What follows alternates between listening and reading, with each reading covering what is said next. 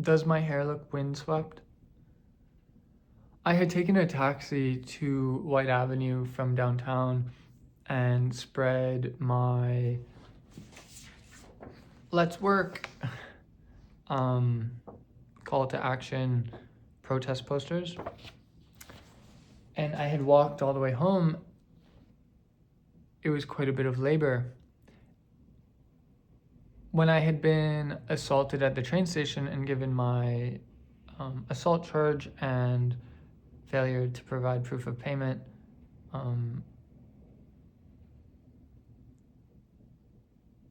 charges, one officer had said that I was poor because I was taking public transit. And I had to explain to him that I live in central downtown and it's actually an inconvenience to have a car. And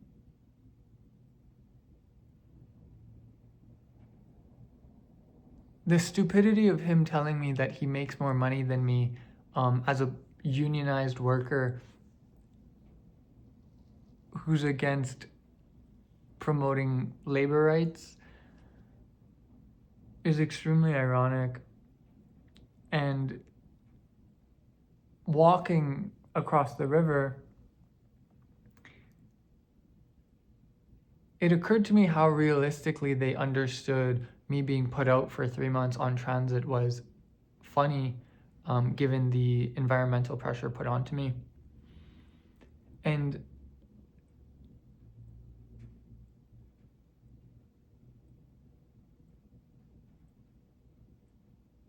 the previous video I had made, and I guess half of it's missing and I have to publish that, was just so dumb. It had something to do with like the space of these hair salons giving men an identity so that no matter how much abuse they endure by a woman, their sense of self won't be taken from them in the relationship, so that the man in the relationship in a conflict doesn't have to respond at all, only holding space for the woman. But you know what? I actually really don't care about that issue. Men's mental health is under the umbrella of the problem of the nation state. I see the issue of being able to buy your citizenship for tax purposes the primary problem to everything underneath the nation state. And it's that I'm not thinking of what's occurring in society. I'm actually thinking about the very necessity of its very necessity. And so now I'm going to veer back into what I like to talk about. I'm just going to talk slop. The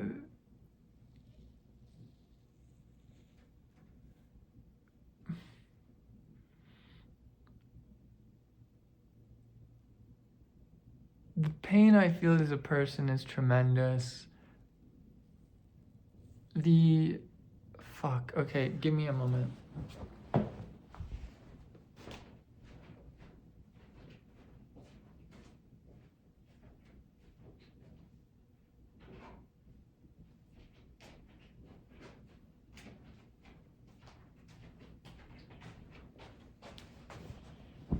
Okay, so here's my play date. Super cute little Game Boy niche artsy device.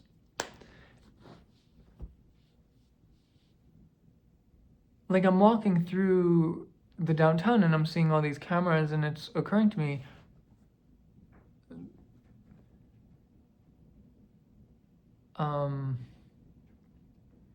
surveillance plays such a key role in authoritarianism. It goes without saying. It's just that, like, now I'm in a place where I have to hold space for that as an academic. And what I speak to matters, and so I need to choose wisely. And that I'm already thinking about tech. My vision of what it means to have surveillance in your life is reasonably an important take. I talk about this Playdate device and the software behind it, but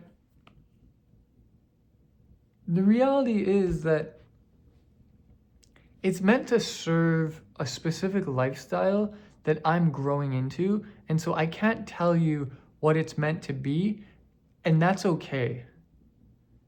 I'm not trying to, like, I'm deeply, deeply, deeply, deeply, deeply, deeply, deeply, deeply, deeply sorry if you're offended by my work.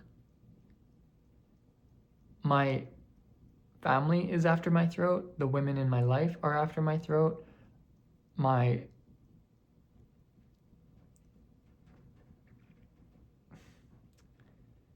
society is after my throat. The healthcare system's being dismantled, and that's an example of society being at my throat. What the fuck do you want me to do about that? Like, you're offended that I have privilege and study philosophy. You're the most toxic sack of shit in this country. Everyone makes fun of you. Everyone hates this province outside of the province. And if anyone has an opportunity to leave, they do. Why the fuck do you have a problem hearing it from me when you're already hearing it from yourself as some sort of like opposition to the defense strategy you've built up to give yourself a self-identity while tolerating this bullshit? Socializing the tar sands isn't gonna end your life. Like, what the fuck do you think is gonna happen after we have a socialized tar sands, oil and gas industry?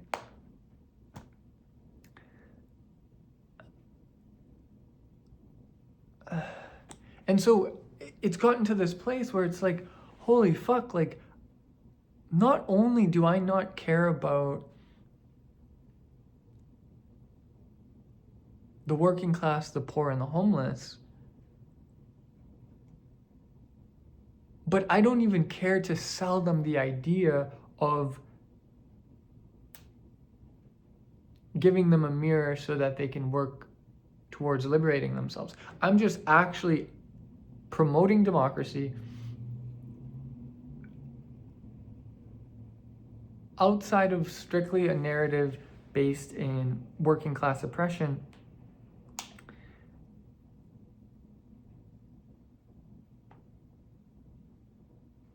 And it's given me a really unique take to look at the world. Because, like, technically speaking,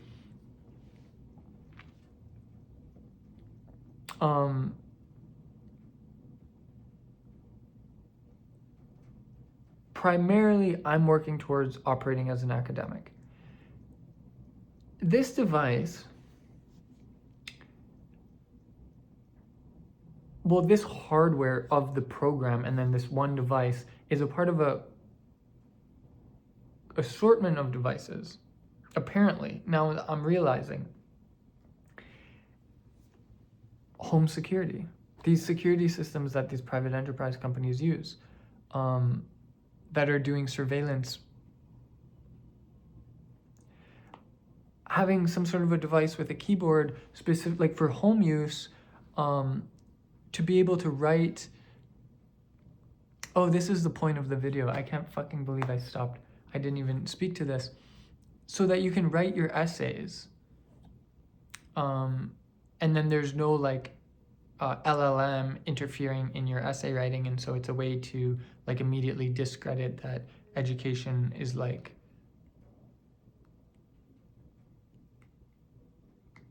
just that like you want to get AI out of academia, like in students' education. And then publishing these essays, oh, this is too crazy. Publishing these essays into the public database on this platform to be available to the public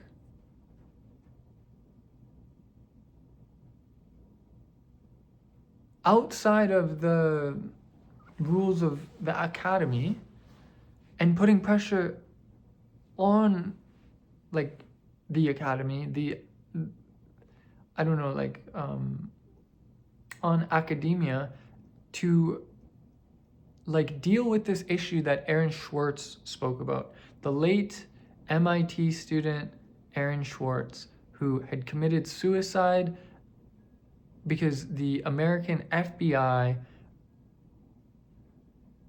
was at his throat for democratizing published scholarship being held behind a paywall through the JSTOR database.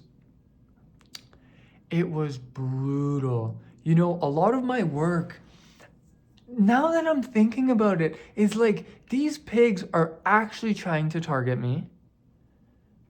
I'm actually having a hard time in my life. My mom is a bitch. Like, women are just not understanding my work, and it's like I'm promoting democracy, but it's like I'm not doing it to be a social justice warrior. I don't align with those blue-haired pick-me victims that have canes when they could be putting work in their Ashtanga practice to overcome their victimhood. Like, I'm aligned with the work of Aaron Swartz, promoting like education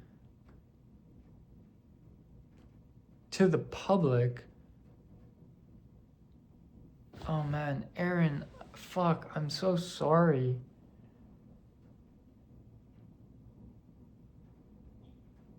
Like, I'm so fucking sorry.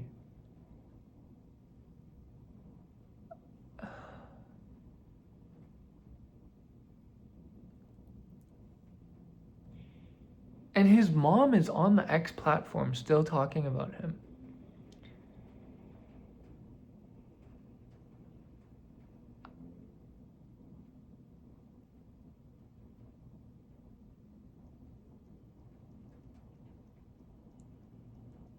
Like, I'm talking about workers' rights and arts institutions.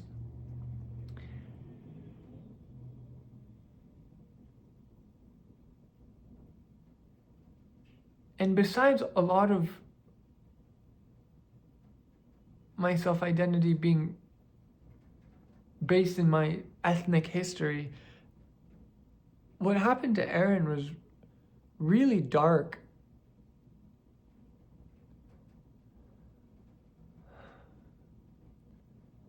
Like, anything that can be done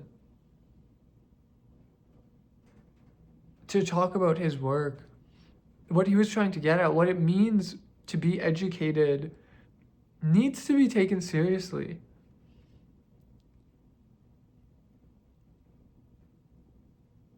Like, the working class don't want a helping hand. The poor don't want help. The homeless don't want help. These higher workers do want help. It's a thankless project fighting for workers' rights.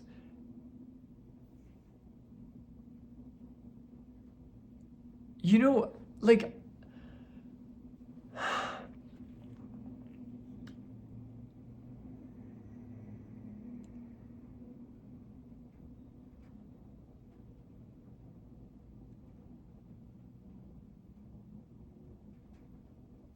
there's the research club itself, like as a event, being hosted at Edmonton Unlimited. And the first event, it's happening February 14th, Valentine's Day edition. And for you to show up, like, there's no scheduling and it's totally free. They have drinks. You have to sign in as individuals. It's not just, oh, I'm a part of this party. And so everyone's held accountable. It's a private corporate headquarters of a nonprofit.